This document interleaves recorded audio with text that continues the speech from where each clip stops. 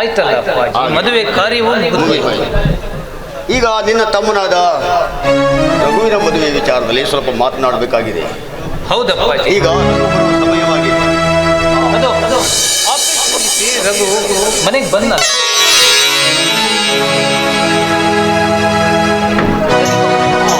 ರಘು, ಏ ರಘು,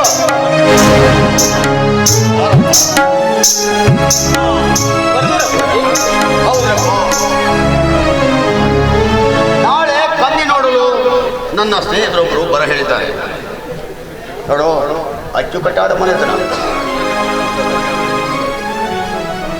ನಾಳೆ ಕನ್ನಿ ನೋಡಲು ನಾವು ಹೋಗ್ಬೇಕು ಅಲ್ವೇನೋರಲ್ವಾ? ನೋಡ್ಲಿಕ್ಕೂ ಸುಂದರವಾಗಿದ್ದಾಳು ರಘು.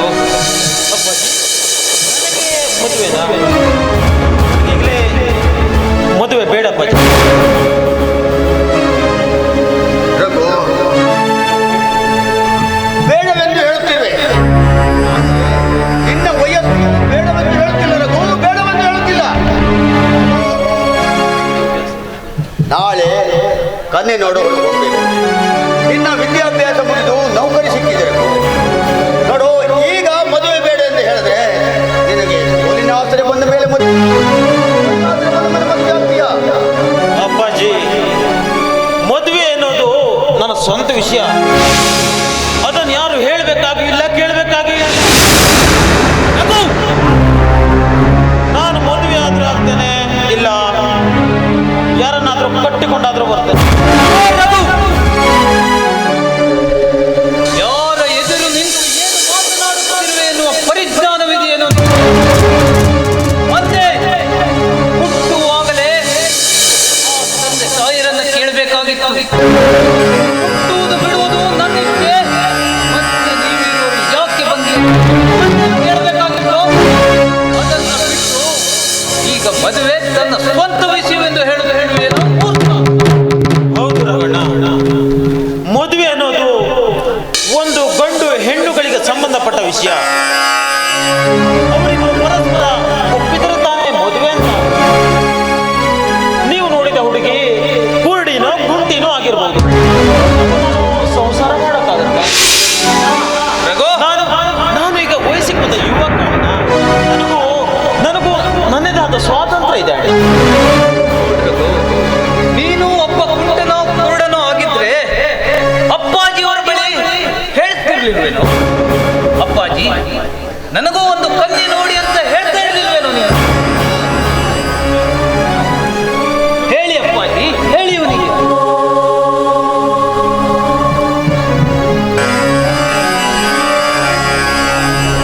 ಅವಳು ಕುಂಟಿನೇ ಆಗಿರಲಿ, ಕುರುಡಿನೇ ಆಗಿರಲಿ, ನಮ್ಮ ಅಪ್ಪಾಜಿಯವರು ನೋಡಿದ ಕನ್ನಿಯನ್ನ ನೀನು ಮದುವೆ ಆಗ್ಲೇಬೇಕು ರಘು, ಮದುವೆ ಆಗ್ಲೇಬೇಕು. ಇಂಪಾಸಿಬಲ್. ನಾನು ಪ್ರೀತಿಸಿದ ಹುಡುಗಿಯನ್ನೇ ನಾನು ಮದುವೆ ಆಗೋದು. ಇದು ನನ್ನ ಜೀವನದ ಪ್ರಶ್ನೆ ಅಣ್ಣ. ಅಪ್ಪಾಜಿ, ನೀವು ತಂದೆಯಾಗಿ ಮಕ್ಕಳನ್ನ ಕೇಳದೆ ನೀವು ನಿರ್ಧಾರ ತೆಗೆದುಕೊಂಡಿರೋದು ತಪ್ಪು. ನೋಡೇ, ನಮ್ಮಲ್ಲಿ ಏನೇನು ಆಸೆ ಆಕಾಂಕ್ಷೆಗಳು ಇರ್ತವೆ.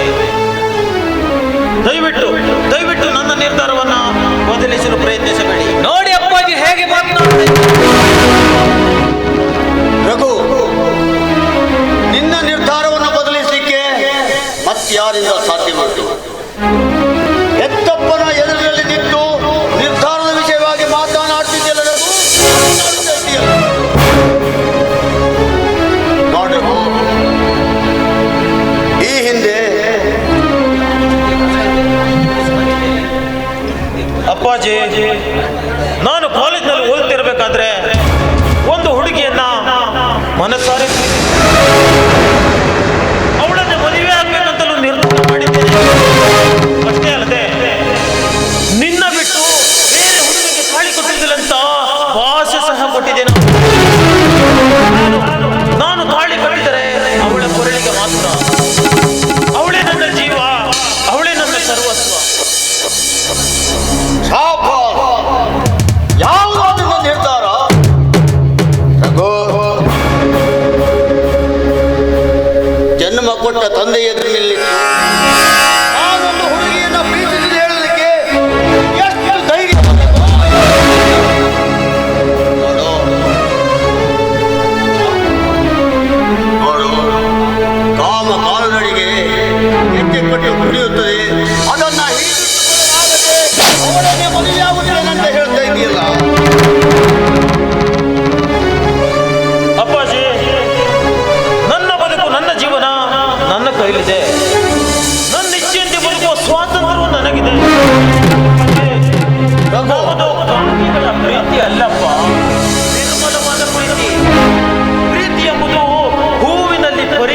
ಬೆಳೆದಂತಿರಬೇಕು.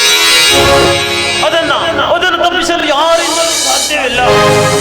ಅಪ್ಪಾಜಿ ತನ್ನ ಸಿರಿತನವನ್ನೇ ಮರೆತು ನನ್ನನ್ನು ನಂಬಿಕೊಂಡು ಬಂದ ಆ ಹೆಣ್ಣಿಗೆ ನಾನು ಮೋಸ ಮಾಡಲಾರೆ. ನೋಡ್ರಗು, ಗುಣ ನೋಡಿ ಗೆಳೆತನ ಮಾಡುವಂತ ಹಿರಿಯರು ಹೇಳಿದ್ದಾರೆ. ರಘು, ಇದು ಸಂಸಾರಸ್ಥರ ಮನೆತನ, ಪುಂಡ ಪೋಲಿಗಳ ಮನೆತನ ಅಲ್ವೋ ರಘು. ಹಿಂದಿನಿಂದಲೂ ಈ ಮನೆ ಘನತೆ ಗೌರವಗಳನ್ನು ಕಾಪಾಡಿಕೊಂಡು ಬಂದ ಅಂತಹ ಈ ನಮ್ಮ ಮನೆತನದ ಮಾನ ಮರ್ಯಾದೆಯನ್ನ ಬೀದಿಗೆ ತರಬೇಕು ಅಂತ ಹೊರಟಿದ್ದೀವಿ ನಾವು. ರಘು, ಹಣ ಇರುವವರಿಗೆ ಎಲ್ಲರೂ ನಮ್ಮವರೇ. ಅದೇ ಹಣ ತೀರಿದ ಮೇಲೆ ಆ ಹೆಣ್ಣಿನ ಬಳಿ ಹೋದ್ರೆ ನಿನ್ನನ್ನ ಭಿಕ್ಷುಕನಂತೆ ನೋಡ್ತಾಳೋ, ಕೈಯಲ್ಲಿ 1 ರೂಪಾಯಿಗಳನ್ನಿಟ್ಟು ಹೊರಗಡೆ ನಿಲ್ಲು ಅಂತ ಹೇಳ್ತಾಳೆ. ರಘು, ನೀನು ಓದಿ ವಿದ್ಯಾವಂತನಾದ ಮಾತ್ರಕ್ಕೆ ಈ ರೀತಿ ಮಾತನಾಡುವುದು ತಪ್ಪು. ಹಿರಿಯರಿಗೆ ಮರ್ಯಾದೆ ಕೊಟ್ಟು ಮಾತನಾಡುವುದನ್ನು ಕಲಿ. ಈ ರೀತಿಯಾಗಿ ಸಣ್ಣತನದ ಮಾತುಗಳನ್ನು ಆಡುತ್ತಾ ಸಣ್ಣವ ನೆನೆಸಿಕೊಳ್ಳಬೇಡವರೆಗೂ ನಾನು ವಯಸ್ಸಿನಲ್ಲಿ ಸಣ್ಣವನಿರ್ಬೋದು, ಆದ್ರೆ ವಿದ್ಯಾವಂತ, ಮೇಲಾಗಿ ಬ್ಯಾಂಕ್ ಮ್ಯಾನೇಜರ್. ನನಗೂ ದೊಡ್ಡವರಿಗೆ ಹೇಗೆ ಮರ್ಯಾದೆ ಕೊಡಬೇಕು ನನಗೂ ಚೆನ್ನಾಗಿ ಗೊತ್ತು. ನಾನು ಪ್ರೀತಿಸಿದ ಹುಡುಗಿಯನ್ನ ಮದುವೆ ಆಗುತ್ತೇನೆ ಅಂತ ಹೇಳಿದಕ್ಕೆ ಇಷ್ಟೋ ದೂರ ಆಗಲ್ಲ. ಅಣ್ಣ, ನೀವು ಮನಸ್ಸೇನಣ್ಣ? ನನ್ನ ಬಾಳ ಪುಟಗಳಲ್ಲಿ ಆ ಸುಮಿತ್ರೊಳೆ ಸರಿಯಾದ ಹೆಂಡತಿ ಎಂತವಳೆ ಆಗಲಿ, ನಾನು ಸಂಸಾರ ಮಾಡ್ತೇನಣ್ಣ, ನಾನು ಸಂಸಾರ ಮಾಡ್ತೇನೆ. ರಘು, ವಿದ್ಯಾವಂತರ ಬಾಯಿಂದ ಹೊರಹೊಮ್ಮುವ ಮಾತೇನು? ನೀನೊಬ್ಬ ವಿದ್ಯಾವಂತನೆಂದು ಈ ರೀತಿಯ ದೊಡ್ಡಷ್ಟಿಕೆ ಮಾತುಗಳನ್ನು ಆಡಬೇಡುವ. ನೀನು ಈ ರೀತಿ ವರ್ತನೆಯನ್ನ ಮಾಡಿದರೆ ಈ ಸಮಾಜದಲ್ಲಿ ಈ ನಮ್ಮ ಮನೆತನದ ಗೌರವದ ಪರಿಸ್ಥಿತಿ ಏನು?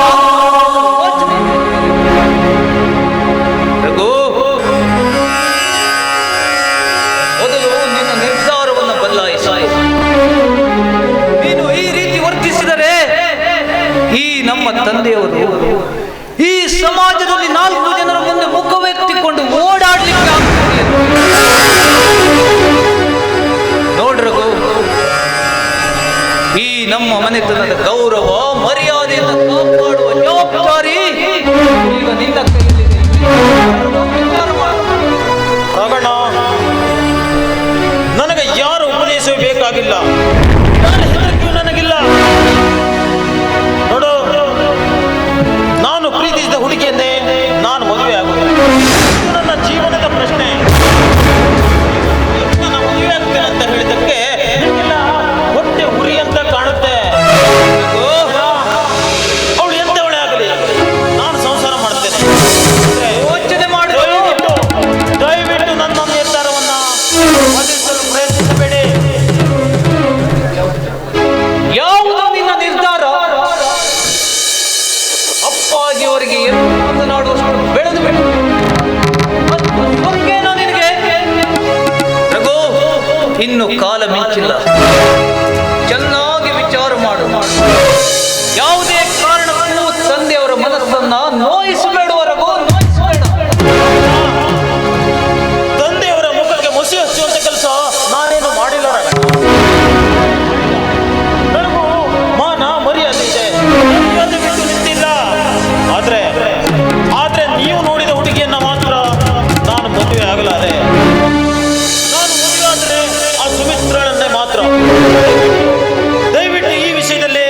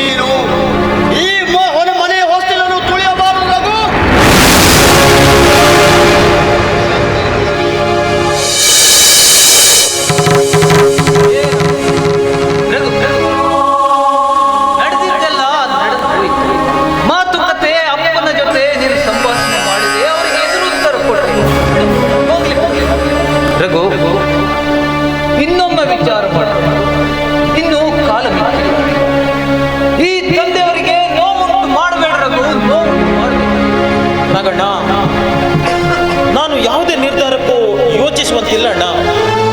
ನನ್ನ ನಿರ್ಧಾರ ಮರಳಿ ಬರಬೇಕಾದ್ರೆ ಅವಳಿಗೆ ತಾಳಿ ಕಟ್ಟಿ ಮನೆಗೆ ಕರೆಕೊಂಡು ಬರೋದು ಒಂದೇ. ನಾಗಣ್ಣ,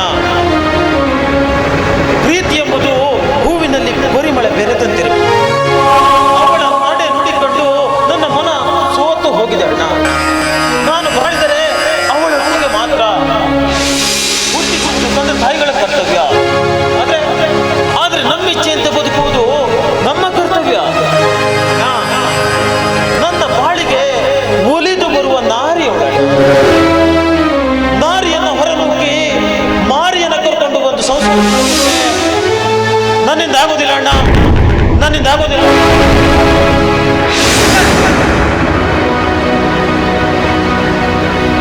ವಿಚಿತ್ರವಾಗಿದೆ. ತಾನು ಪ್ರೀತಿಸುತ್ತಿರುವ ಪ್ರೀತಿಯ ಗುಂಗಿನಲ್ಲಿ ತನ್ನ ಭವಿಷ್ಯವನ್ನೇ ಹಾಳು ಮಾಡಿಕೊಳ್ಳುತ್ತಿದ್ದಾನಲ್ಲ. ತನ್ನ ಭವಿಷ್ಯಕ್ಕಾಗಿ ಹೆತ್ತವರನ್ನೇ ದೂರ ತಳ್ಳುತ್ತಿದ್ದಾನಲ್ಲ. ಅಂದು ನಮ್ಮ ತಂದೆಯವರು ಮಗ ರಾಘವ, ಸಾಲ ಸೂಲ ಮಾಡು ಮಗನೇ, ನಿನ್ನ ಸಹೋದರರನ್ನ ಚೆನ್ನಾಗಿ ಓದಿಸು, ಅವರು ವಿದ್ಯಾವಂತರಾಗಿ ನೌಕರಿ ಸೇರಿದ ಮೇಲೆ ಈ ನಮ್ಮ ಮನೆಯನ್ನು ಸಾಲ ಮುಕ್ತರಾಗಿ ಮಾಡುತ್ತಾರೆ ಮಗು. ಅವರ ಆ ಆಶಯಕ್ಕೆ ಕೊಳ್ಳಿಡುತ್ತಿದ್ದಾನಲ್ಲ. ವಿಚಿತ್ರವಾಗಿದೆ ಈ ಜೀವನ. ಇನ್ನು ಈ ನಮ್ಮ ಸಂಸಾರದಲ್ಲಿ ಅದೇನೇನು ನೋಡುವುದಿದೆಯೋ ಆ ದೇವರೇ ಬಲ್ಲ.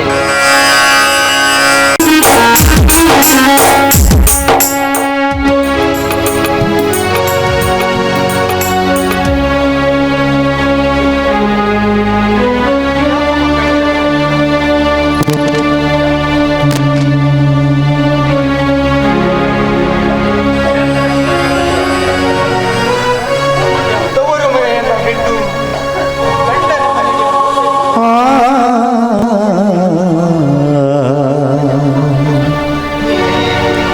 ಸಮಾಜದ ಪ್ರತಿಯೊಂದು ಹೆಣ್ಣು ಮಕ್ಕಳು ತವರು ಮನೆಯಿಂದ ಹೋಗ್ಬೇಕಾದ್ರೆ ಕಣ್ಣೀರು ಹಾಕ್ತಾ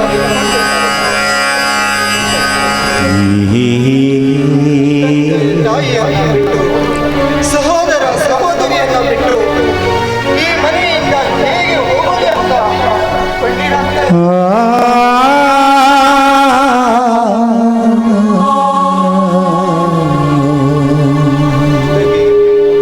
ಹುಟ್ಟಿದ ತವರಿನಲ್ಲಿ ಇರುವುದಕ್ಕೆ ಆಗುತ್ತಿಲ್ಲಮ್ಮ. ಎಂದಾದರೂ ಒಂದು ದಿವಸ ಸುಗುಣೆ ಸೀಲೆಯಾಗಿ ಗಂಡನ ಮನೆಗೆ ಹೋಗಲೇಬೇಕು. ಗಂಡನ ಮನೆಗೆ ಹೋಗಿ ಆ ಮನೆಯ ದೀಪವನ್ನ ಬೆಳಗಿಸಲೇಬೇಕಮ್ಮ. ಅದೇ ಅವಳ ಧರ್ಮ. ಇಲ್ಲ, ನಾನು ಯಾವಾಗ ಗಂಡನ ಮನೆಗೆ ಹೋಗಿ ಜೀವನ ಮಾಡ್ಬೇಕು ಅಂತ ಯೋಚನೆ ಮಾಡಿದ್ರು. ಗಂಡನ ಮನೆ ಸುಖನೇ ಹೇಗೆ ಜೀವನ ಮಾಡ್ಬೇಕಂತ ನೀನು ನನಗೆ ಹೇಳ್ಕೊಟ್ಟಿದ್ದೀಯ. ಆದ್ರೆ ನಿನ್ನನ್ನ ಬಿಟ್ಟು ಹೇಗೆ ಜೀವನ ಮಾಡ್ಬೇಕಂತ ಶ್ರೀಮಂತರ ದುರಾಲೋಚನೆಗೆ ತಂದೆಯವರು ಆಸ್ತಿ ಅಂತಸ್ತನ್ನೆಲ್ಲ ಕಳೆದು ನಮ್ಮನ್ನೆಲ್ಲ ಬಿಟ್ಟು ಹೋದ್ರು. ಕೊನೆಗೆ ಅದೇ ವರ್ಷದಲ್ಲಿ ನನ್ನ ತಾಯಿಯನ್ನು ಸಹಿತ ನಾನು ಈಗ ನನ್ನನ್ನು ಕಳಿಸಿ ನೀನು ಒಬ್ಬಳೇ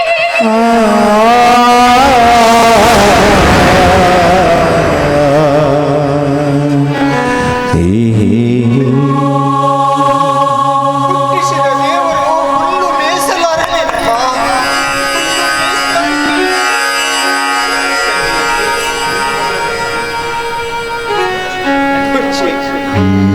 ಎಂತಹ ಮಾತನಾಡುತ್ತಿದ್ದ ಮನೆಯಮ್ಮ. ಅಂತಸ್ತು ಇಲ್ಲ ಎಂದು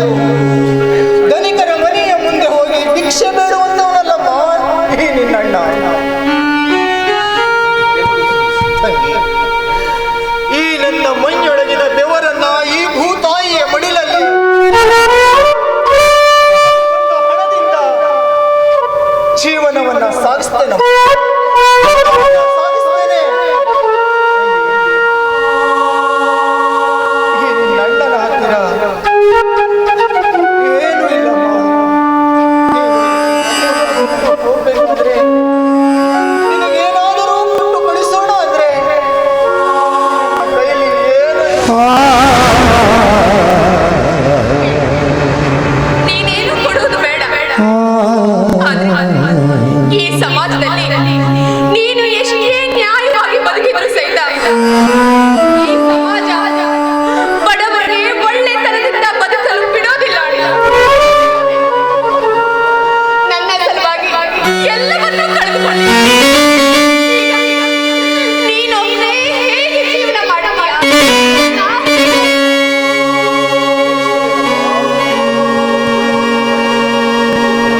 ಬಡತನ ಎಂಬ ಭೂತ ಬೆನ್ನ ಹಿಂದೆಯಲ್ಲಿ ಕಾಡುತ್ತಿರುವಾಗ ನಾವೇನು ಮಾಡುವುದಕ್ಕೆ ಸಾಧ್ಯವಿದೆಯಮ್ಮ? ನಾವೇನು ಮಾಡುವುದಕ್ಕೆ ಸಾಧ್ಯವಿದೆ ಹೇಳು?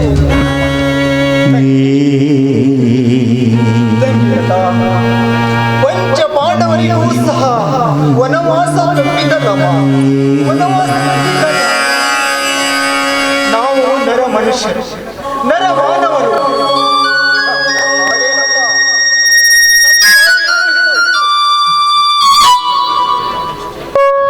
ಬಡತನದಿಂದ ಅದೆಷ್ಟೋ ಹೆಣ್ಣು ಮಕ್ಕಳು ತಮ್ಮ ಮಾನವೀಯತೆಯನ್ನೇ ಕಳೆದುಕೊಂಡಿದ್ದಾರಮ್ಮ.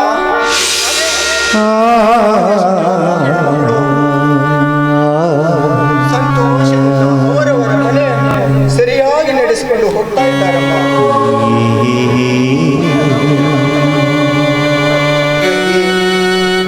ಒಂದು ಮಾತನ್ನು ಹೇಳ್ತೇನೆ, ಸರಿಯಾಗಿ ನೆನಪಿನಲ್ಲಿ ಇಟ್ಕೋ ತಂಗಿ.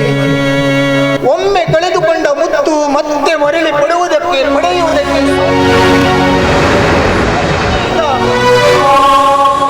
ನಮ್ಮಲ್ಲಿರುವ ಮುತ್ತೆ, ನಮ್ಮಲ್ಲಿರುವ ಮುತ್ತೆ ಬಂಗಾರ ಅಂತ ಹೇಳ್ಕೊಂಡು ಅದನ್ನು ದಿನನಿತ್ಯನೂ ಪೂಜಿಸ್ತಾ ಇರ್ಬೇಕಮ್ಮ.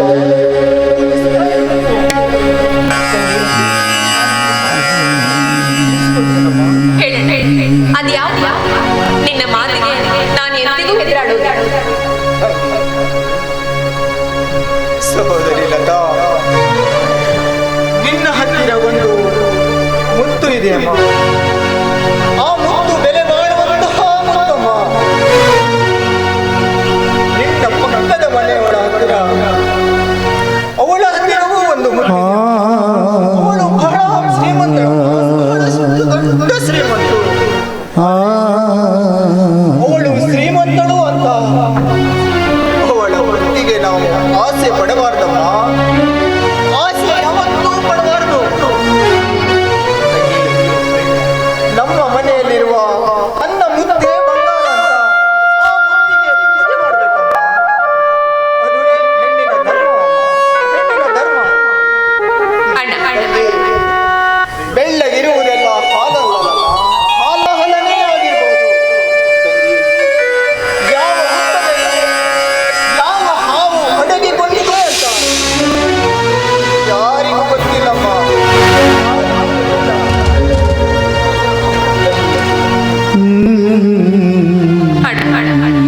ತಂದೆ ಅಂತಿರುವ ನಿನ್ನ ಮಾತನ್ನ ಸತ್ಯವಾಗ್ಲೂ ನಾನು ಕೇಳ್ತೀನಿ. ಇಲ್ಲಿವರೆಗೂ ಬೇರೆಯೊಬ್ಬರ ಚಿನ್ನದಕ್ಕಾಗಿ ನಾನು ಆಸೆ ಪಟ್ಟಿದ್ದೆ ನಿಜವಾದ್ರೆ ಇಲ್ಲಿಗೆ ನಿನ್ನ ತಂಗಿ ನಾಯಿ ಹುಟ್ಟಿದ ಮಡಿಕೆ ಹಾಕಿ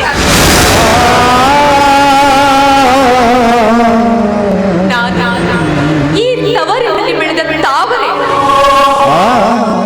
ಈ ತಾವರೆಯನ್ನು ಚಿಕ್ಕಂದಿನಿಂದಲೂ ಮುದ್ದಾಗಿ ಬೆಳೆಸಿ ಹರಡಿಸಿದೆಯೇ. ಎಂದಿಗೂ ಸಹಿತ ಈ ತವರಿಗೆ ಕಳಂಕ ತರುವಂತ ಕೆಲಸ ನಾನು ಮಾಡೋದು. ಎಂದು ನನ್ನ ಕೊರಳಲ್ಲಿ ಈ ಮಂಗಲ ಸೂತ್ರ ಬಿತ್ತು ಅಕ್ಷತೆ ಕಾಳು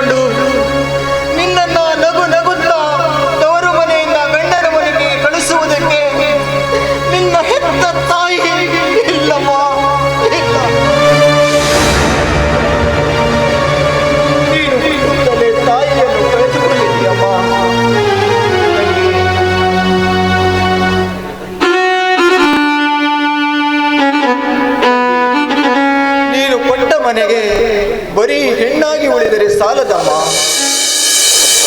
ಮನೆಯವರ ಹತ್ತಿರನು ಚೆನ್ನಾಗಿ ಉಳಿಯಬೇಕಮ್ಮ. ನಿನ್ನ ಮಾವ ಮೈದುನ ಗಂಡರ ಹತ್ತಿರನು ಚೆನ್ನಾಗಿ ಜೀವನ ನಡೆಸಿಕೊಂಡು ಹೋಗಬೇಕಮ್ಮ. ಎಂತಹ ಕಷ್ಟಗಳು ಬಂದರೂ ಜೀವನ ಸಾಗಿಸಬೇಕಮ್ಮ. ಅದೇ ನಿನ್ನ ತಂದೆಗೆ ತಾಯಿಗೆ ಕೊಡುವ ಉಡುಗೊರೆಯಮ್ಮ.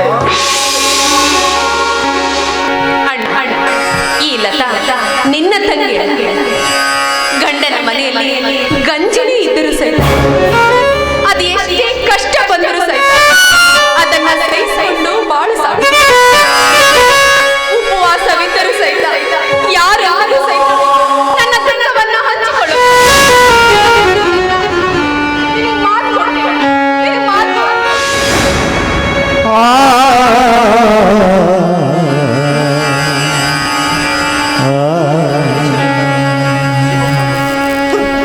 ಶಿವ ಪಾರ್ವತಿಯರು ಇಲ್ಲದ ಕೈಲಾಸವೇನಮ್ಮ. ತಂದೆ ತಾಯಿಯರು ಇಲ್ಲದ ತವರೇನಮ್ಮ. ತಾಳಿ ಇಲ್ಲದ ಬಾಳು ಏತಕಮ್ಮ. ಫಲ ಕೊಡದ ಮರ ಏಕಮ್ಮ. ಶಿವ ಪಾರ್ವತಿಯರು ಇಲ್ಲದ ಕೈಲಾಸ ಹೇಗೆ ಇರುವುದಿಲ್ಲೋ.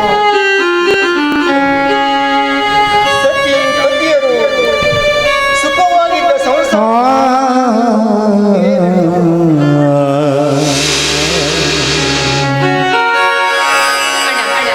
ಸರಿ ಸರಿ ಬಸ್ಸಿಗೆ ಸಣ್ಣ ಆಯ್ತು, ಹೋಗೋಣ. ತೆಗಿಬ್ಯಾಡ ತಂಗಿ ಹೊಟ್ಟಿ ಬಿಟ್ಟು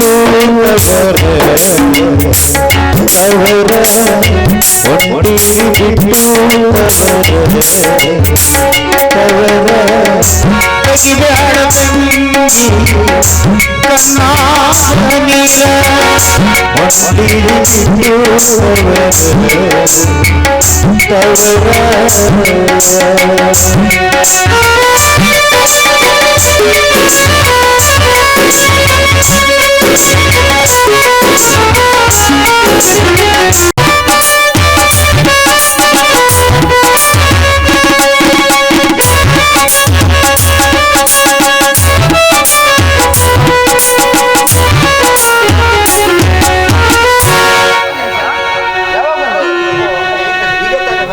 ಗತಿಗೆಮ್ಮ ಬರಮ್ಮ.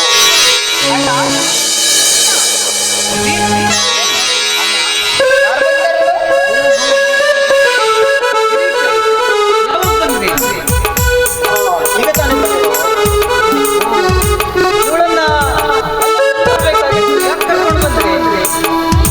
ಅವತ್ತು ನೀವೇ ಹೇಳಿದ್ರೆ ತಾನೇ ಮನೆಯಲ್ಲಿ ಅಡಿಗೆ ಮಾಡೋದಕ್ಕೆ ಯಾರು ಇಲ್ಲ, ಬೇಗ ಬಂದ್ಬಿಡು ಅಂತ. ಎಲ್ಲಿ ನನ್ನ ಪತಿರಾಯರು ಅಡಿಗೆ ಮಾಡ್ತಾ ಮಾಡ್ತಾ ಕೈ ಸುಟ್ಕೊಳ್ತಾರೋ ಅಂತ ನಾನೇ ಬೇಗ ಬಂದೆ. ಜೊತೆಗೆ ಇನ್ನು ಮುಂದೆ ನಮ್ಮಣ್ಣ ಕೈ ಚುಟ್ಕೊಳ್ಳುವಂತ ವನವಾಸ ತಪ್ಪದಂತಾಯ್ತು.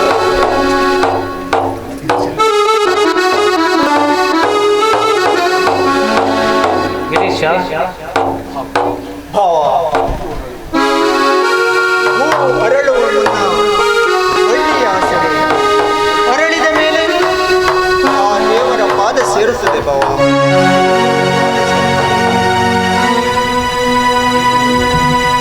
ಹೆಣ್ಣು ಯೌವನಕ್ಕೆ ಬಂದ ಮೇಲೆ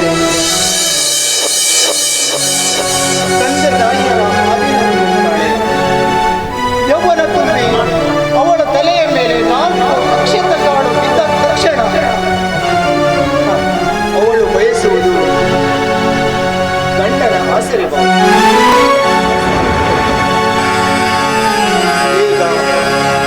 ಈಗ ಈ ನನ್ನ ತಂಗಿ ನಿನ್ನ ಮಡಿಲಿಗೆ ಹಾಕಲು ಬಂದಿರುವೆ ಭಾವ. ಗಿರೀಶ, ಅವಳ ಬಾಳಿಗೆ ನೀವೇ ದೇವರಾಗಿ ತೊಂದರೆ ಆಗದ ರೀತಿಯಲ್ಲಿ ತೆಗೆದುಕೊಂಡು ಹೋಗಿ ನೋಡು ಭಾವ. ಈ ಹೊತ್ತಿನವರೆಗೂ ಕೂಲಿ ಮಾಡಿ ಜೀವನ ಮಾಡಿದ್ದೇನೆ. ಆದರೆ ಈ ನನ್ನ ತಂಗಿಯ ಕಣ್ಣಿನಿಂದ ಒಂದು ಹನಿ ನೀರು ಕೂಡ ಬಾರದೆ ಹಾಗೆ ಕಾಪಾಡಿಕೊಂಡು ಬಂದಿದ್ದೇನೆ.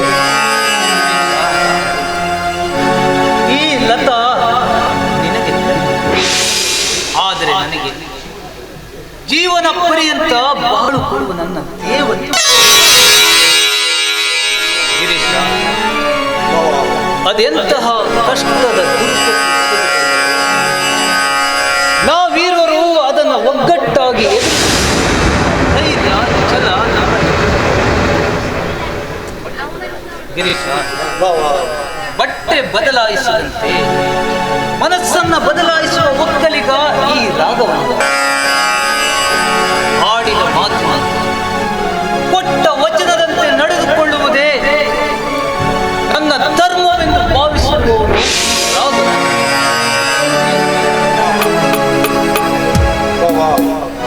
ನಾನು ಹಾಗಂತ ಹೇಳಿಲ್ಲ ಮಾವ. ಈ ನನ್ನ ಸಹೋದರಿ ಬಡತನದಲ್ಲಿ ಹುಟ್ಟಿದವಳು. ಸಂಸಾರದ ಆಗು ಹೋಗುಗಳು ಏನೆಂಬುದು ಅವಳಿಗೆ ಗೊತ್ತೇ ಇಲ್ಲ. ಬಾಳಿನಲ್ಲಿ ಏನಾದರೂ ಅಡೆತಡೆಗಳು ಬಂದರೆ ಅದನ್ನ ಸಹಿಸಿಕೊಂಡು ಹೋಗುವ ಚೈತನ್ಯ ಈ ನನ್ನ ತಂಗಿಯಲ್ಲಿಲ್ಲ ಅಂತ ಹೇಳ್ತಾರೆ. ಗಿರೀಶ, ಈ ನನ್ನ ಅತ್ತಿಗೆ ಬಂದಿರುವುದು ದೇವರು ಇರುವ ದೇವಾಲಯಕ್ಕೆ ಹೊರತು ಮೂತ್ರ ವಿಸರ್ಜನೆ ಮಾಡುವ ಶೌಚಾಲಯಕ್ಕಲ್ಲ. ಅದ್ರ ಬಗ್ಗೆ ನೀನೇನು ಯೋಚಿಸಬೇಕಾಗಿಲ್ಲ. ಬುದ್ಧಿಗೆ ತಕ್ಕ ಸತಿಯಾಗಿ, ಮಾವನವರಿಗೆ ಮಗಳಾಗಿ, ನಮ್ಮಂತ ಮೈದುನರಿಗೆ ತಾಯಿಯಾಗಿ ಈ ಮನೆ ಸೇರಿದ್ದಾಳೆ. ನೋಡು, ಅದಕ್ಕೆ ತಕ್ಕಂತೆ ನೋಡ್ಕೊಳ್ಳೋದು ನಮ್ಮ ಕರ್ತವ್ಯ. ಆ ಹೆತ್ತ ತಾಯಿ ಬೇರೆಲ್ಲ, ಈ ನನ್ನ ಅತ್ತಿಗೆ ಬೇರೆ. ಒಂದೇ ಒಂದು ಭರವಸೆಯಿಂದ ಈ ನನ್ನ ತಂಗಿಯನ್ನ ನಿಮ್ಮ ಕೈಯಲ್ಲಿಟ್ಟಿದ್ದೇನೆ.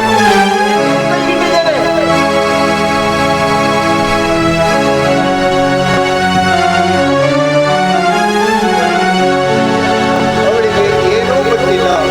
ಇನ್ನು ಮುಂದೆ ತಂದೆ, ತಾಯಿ, ಬಂಧು ಬಳಗ ಸಕಲ ಎಲ್ಲವೂ ನೀವೇ ನೀವೇ. ಗಿರೀಶ, ಬೆಣ್ಣೆ ದುರ್ವಾಸನೆಯಿಂದ ಕೂಡಿದ್ದರೆ ಅದನ್ನು ಅಂಗಳಕ್ಕೆ ಎಸೆಯುವುದು. ಬದಲಾಗಿ ಅದನ್ನು ಚೆನ್ನಾಗಿ ತೊಳೆದು ಮತ್ತೆ ಪುನಃ ಆಹಾರಕ್ಕಾಗಿ ಉಪಯೋಗಿಸುತ್ತೇವೆ. ಅಂತೆಯೇ ಲತಾ, ಇಂದಲ್ಲ ನಾಳೆ ಈ ನಮ್ಮ ಸಂಸಾರದ ಕಷ್ಟ ಸುಖಗಳನ್ನು ಅರಿತು ಈ ನಮ್ಮ ಬಾಳನ್ನು ಬೆಳೆದು ನಂಬಿಕೆ ಭರವಸೆ ನನಗೆ. ಈ ಮನೆಯ ನಂದಾ ದೀಪ ನೋಡಿಕೊಳ್ಳುತ್ತಾಳೆ ಎನ್ನುವ ಆ ಒಂದು ಭರವಸೆಯಲ್ಲಿ ನಾನು ಅವಳಿಗೆ ಬಾಳು ನೀಡಿರುವುದು ಗಿರೀಶ, ಬಾಳು ನೀಡಿರುವುದು. ತುಂಬಾ ಸಂತೋಷ ಆಗ್ತಾ ಇದೆ ಬಾವ, ತುಂಬಾ ಸಂತೋಷ ಆಗ್ತಾ ಇದೆ. ನಿಮ್ಮಂತ ಮನೆಯ ನನ್ನ ತಂಗಿ ಸೊಸೆಯಾದ ಇವಳ ಪೂರ್ವ ಜನ್ಮದ ಪುಣ್ಯ ಬಾವ.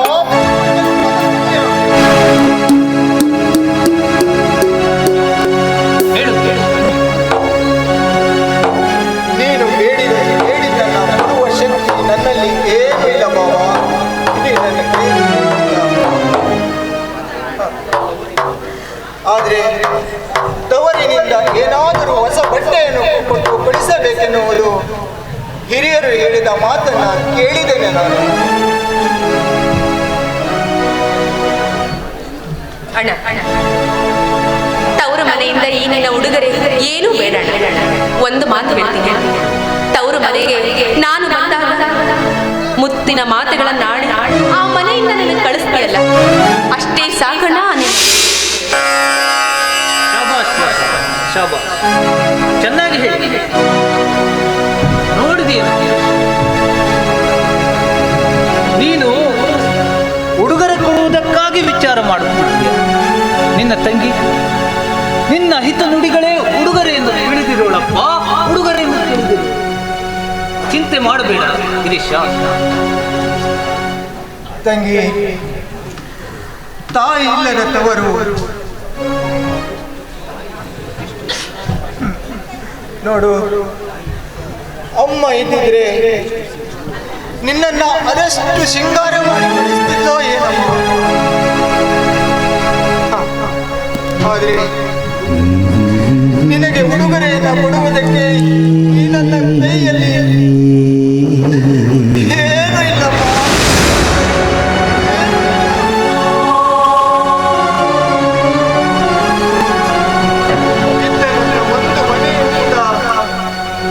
ಇದ್ದ ಒಂದು ಮನೆಯೂ ಕೂಡ ಅದು ಈಗ ನನ್ನ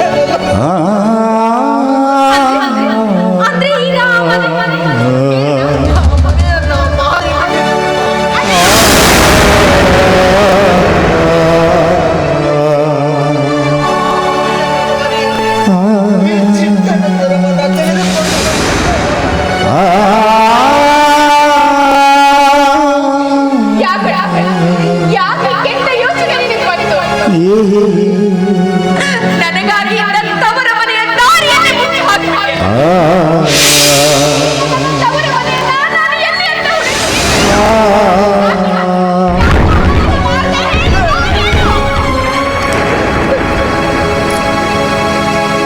ಯೋ ಗಿರೀಶ, ನಿನ್ನಂತ ಅಭಿಯೋಗ್ಯ ಮನುಷ್ಯನನ್ನು ನಾನೆಲ್ಲೂ ನೋಡಿಲ್ಲ. ಅಲ್ಲಪ್ಪ ಗಿರೀಶ, ನೀನು ಇವಳಿಗೆ ಉಡುಗೊರೆ ಕೊಟ್ಟಿಲ್ಲ ಅಂತಾದ್ರೆ ಅವಳ ಪಾಪ ಏನೋ ನಿನ್ನ ತಲೆ ತಡ್ಕೊಂಡು ನಿಂತಿದ್ದ. ನೋಡು, ನನ್ನ ಅಣ್ಣನಂತ ಅಪ್ಪಟವಾದ ಚಿನ್ನವೇ ಅವಳ ಪಕ್ಕದಲ್ಲಿರುವಾಗ ಇಂಥ ಚಿನ್ನಕ್ಕೆ ಆಸೆ ಪಡುವವಳಲ್ಲ ನನಗೆ. ಇಂಥ ಚಿನ್ನಕ್ಕೆ ಆಸೆ ಪಡುವಳಾಗಿದ್ರೆ ಇಂಥ ಬಡಪಾಯಿ ಮನೆಗೆ ಸೊಸೆಯಾಗಿ ಬರೋದಕ್ಕೆ ಹೇಗೆ ಹೋಗ್ತಿದ್ದು? ಹೇಳೋ ರವಿ, ಗಿರೀಶ, ಚೆನ್ನಾಗಿ ಹೇಳಿದೆ, ಹೇಳು. ಇಂಥ ನಿನ್ನ ಸ್ನೇಹಿತನ ಮುಂದೆ ನಿನ್ನ ಅಂತಸ್ತನ್ನು ತೋರಿಸಲು ಬಂದಿರುವೇನೋ? ಅಪಾರ್ಥ ಭಾವಿಸಿಕೊಳ್ಬೇಡ ರವಿ, ಅಪಾರ್ಥ ಭಾವಿಸಿಕೊಳ್ಬೇಡ. ಮತ್ತೆ ಏನಾದ್ರು ಮಾತಾಡ್ತಾ? ನಾನು ಈ ಮನೆಗೆ ದೊಡ್ಡ ಸ್ಥಿತಿಯನ್ನು ತೋರಿಸಿಕೊಳ್ಳುವುದಕ್ಕೆ ಬಂದಿಲ್ಲಪ್ಪ ರವಿ. ಎಲ್ಲ ಹೆಣ್ಣು ಮಕ್ಕಳು ಹೋಗಬೇಕಾದ್ರೆ ಏನಾದರೂ ಒಂದು ಚಿನ್ನದ ಆಭರಣಗಳನ್ನ ತೆಗೆದುಕೊಂಡು ಹೋಗ್ತಾರಪ್ಪ. ಅಷ್ಟೇ ಅಲ್ಲ, ತವರಿನಿಂದ ಹೋಗ್ಬೇಕಾದ್ರೆ ಕಣ್ಣೀರು ಹಾಕುತ್ತಾ ಹೋಗ್ಬಾರ್ದಪ್ಪ. ಕಣ್ಣೀರು ಹಾಕುತ್ತಾ ಹೋದ್ರೆ ಆ ತವರಿನ ನೊಂದ ದೀಪವು ನಂದಿ ಹೋಗ್ತದಂತೆ. ಇದಕ್ಕೆ ತವರಲ್ಲಿ ಇಲ್ಲಿ ಏನು ಉಳಿದಿದೆಯಪ್ಪ? ತವರಿನಲ್ಲಿ ಎಲ್ಲ ಸರ್ವನಾಶವಾಗಿಲ್ವೇ? ಅದಕ್ಕೆ ನನ್ನ ಅತ್ತಿಗೆ ಕಣ್ಣೀರೇ ಕಾರಣವಲ್ವೇ? ರವಿ, ಹೋಗ್ಲಿ ಬಿಡು ರವಿ. ಏನು ತನ್ನ ತಂಗಿಯ ಮೇಲಿನ ಪ್ರೀತಿಯಿಂದ ತಪ್ಪು ಮಾಡಿದ್ದಾನೆ. ಅವನ ಪ್ರೀತಿಯನ್ನ ತನ್ನ ತಂಗಿಯ ಮೇಲೆ ಅಲ್ಲದೆ ಯಾರ ಮೇಲೆ ತೋರಿಸ್ತಾನೆ? ಹೋಗ್ಲಿ ಬಿಡು ರವಿ, ಹೋಗ್ಲಿ ಬಿಡು.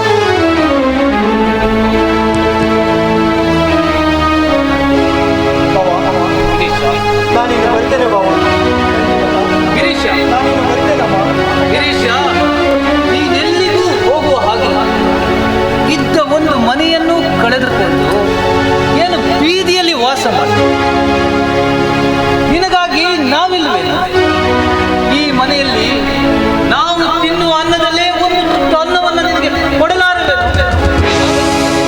ಗಿರೀಶ, ನೀನು ಇನ್ಮೇಲೆ ಎಲ್ಲಿಯೇ ಇರ್ಬೇಕು. ನಿಜ ಕಣೋ, ಇಲ್ಲೇ ಇದ್ದು ಬಿಡು.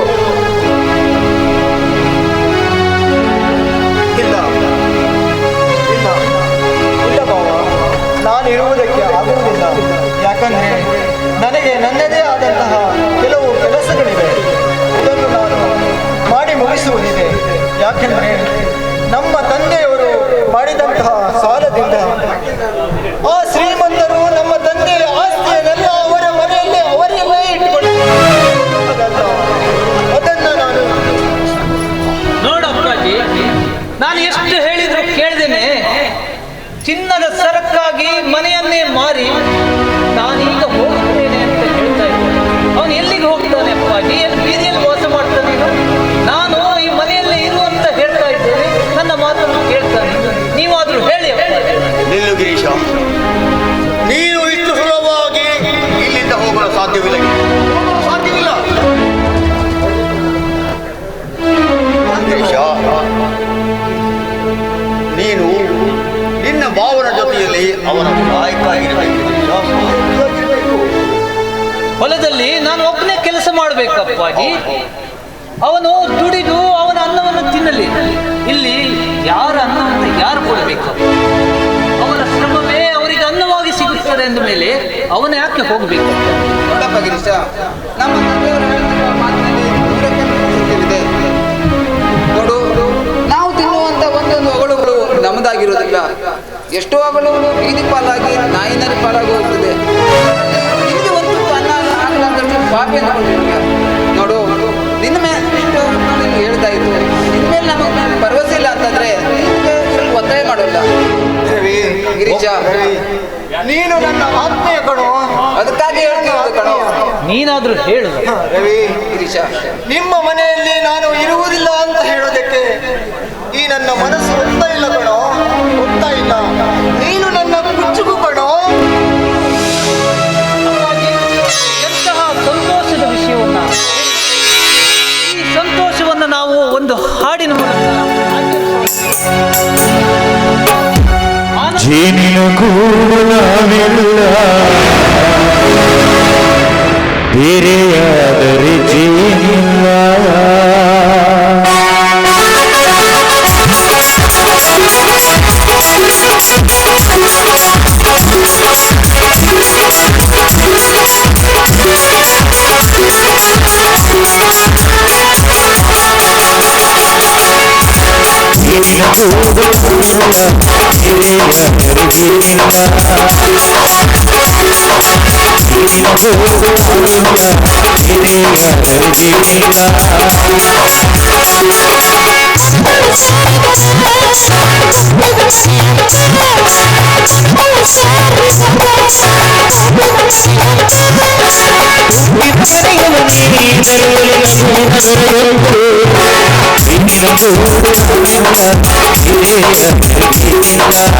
ನಿನ್ನ